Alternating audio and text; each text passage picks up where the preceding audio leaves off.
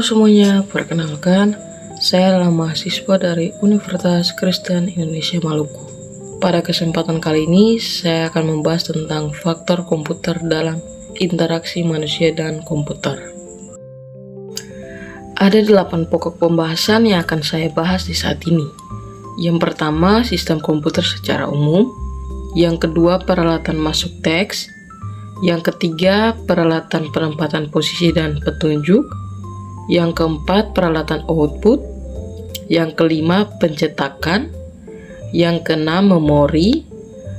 Yang ketujuh, format penyimpanan data. Dan yang kedelapan, kecepatan prosesor. Kita masuk pada yang pertama, yaitu sistem komputer secara umum. Sistem komputer adalah kesatuan dari beberapa komponen yang bekerja sama untuk menerima input, memproses data, dan menghasilkan output. Ada 3 komponen utama dalam sistem komputer.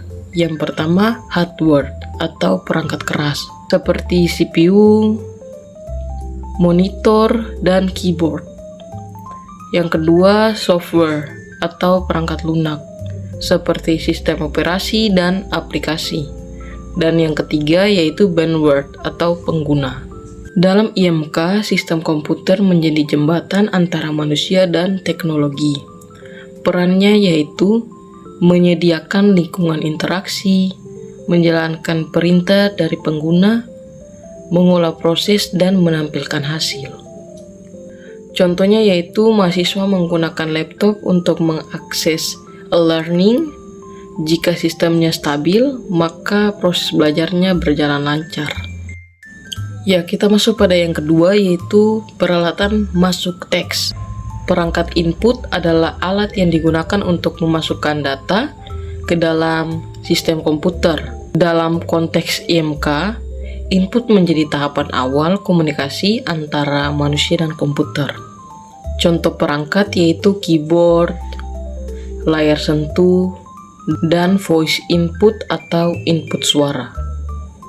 Perannya yaitu menghubungkan keinginan pengguna dengan sistem dan memungkinkan pengguna memberi instruksi.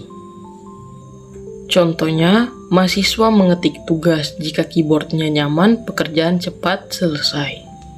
Ya, kita masuk pada yang ketiga, yaitu peralatan penempatan posisi dan penunjuk.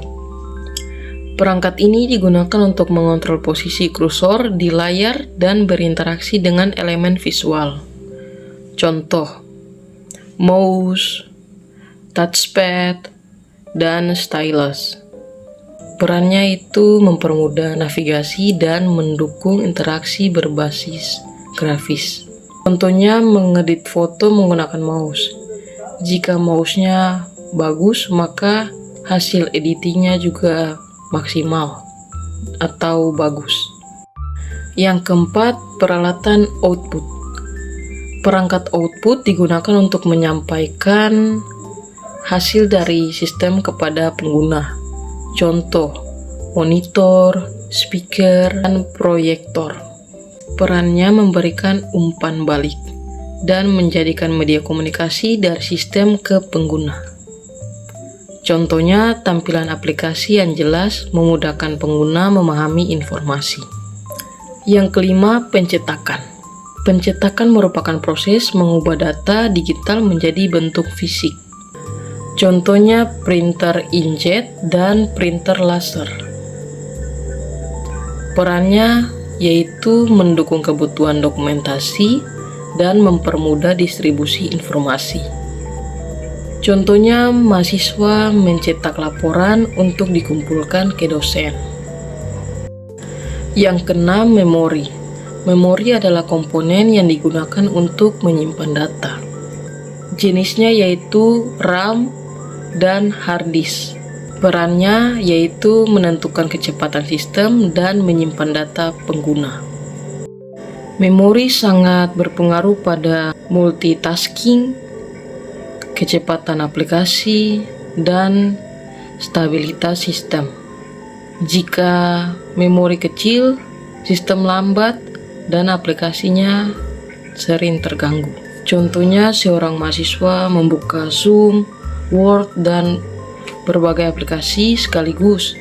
Itu membuat laptopnya menjadi lambat karena RAM yang digunakan dalam laptop mahasiswa tersebut itu RAM-nya kecil, sehingga membuat semua yang dia buka itu ada beberapa yang menjadi lambat atau tidak bisa terbuka. Dan kalau RAM-nya besar, semua berjalan lancar dan nyaman. Intinya, RAM menentukan lancar atau tidaknya komputer saat dipakai multitasking. Yang ketujuh, format penyimpanan data. Format data adalah cara data disimpan dan diorganisasi dalam sistem. Contoh PDF, DOCX, JPG, dan lain-lain. Perannya yaitu memudahkan pertukaran data dan menjaga konsistensi informasi.